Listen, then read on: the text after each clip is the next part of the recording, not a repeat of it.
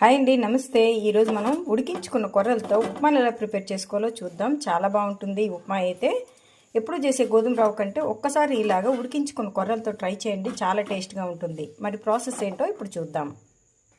మరి దీనికోసం అయితే కొర్రల్ని ఇలా ఉడికించుకోవాలండి. ఓవర్ నైట్ సోక్ చేసుకున్న తర్వాత 1:2.5 రేషియోలో వాటర్ని వేసుకొని, సాల్ట్ ఏమీ వేయక్కర్లేదు. ఇలాగే కుక్కర్లో మీడియం ఫ్లేమ్ మీద 3 విజిల్స్ వచ్చేంత వరకు ఉడికించుకొని రెడీగా పెట్టుకోండి. ఇప్పుడు స్టవ్ మీద కడాయిలో కొద్దిగా ఆయిల్ హీట్ అయిన తర్వాత పోపు దినుసులను యాడ్ చేసుకుందాం. మినపప్పు, శనగపప్పు, ఆవాలు, జీలకర్ర, వీటన్నిటిని చక్కగా ఫ్రై చేసుకోవాలి. పప్పులు ఇలా మంచి కలర్తో ఫ్రై అయిన తర్వాత దీంట్లో తుంచి పెట్టుకున్న ఎండుమిర్చి, పచ్చిమిర్చి, అల్లం, కట్ చేసుకున్న ఆనియన్స్ వేసేసుకున్న తర్వాత ఇలా ఆనియన్స్ అన్నీ ట్రాన్స్పరెంట్గా అయ్యేంత వరకు ఫ్రై చేసేయండి.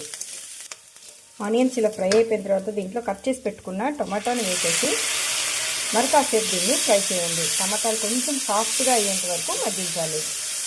ఇప్పుడు ఇందులో మీ టేస్ట్కి సరిపడా సాల్ట్, కొద్దిగా పసుపు వేసేసుకొని మరొకసారి వీటిని ఫ్రై చేసేయండి.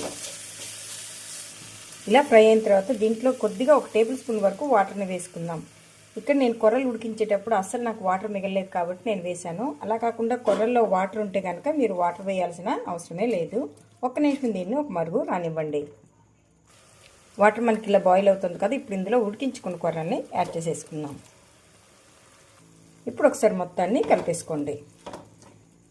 ఇలా కలిపేసుకున్న తర్వాత కొద్దిగా కొత్తిమీర కాడలను వేసుకొని 1 నిమిషం మూత పెట్టి ఉడికించండి. మనం వేసే ఫ్లేవర్స్ అన్నీ కూడా కొర్రలకు పడతాయి.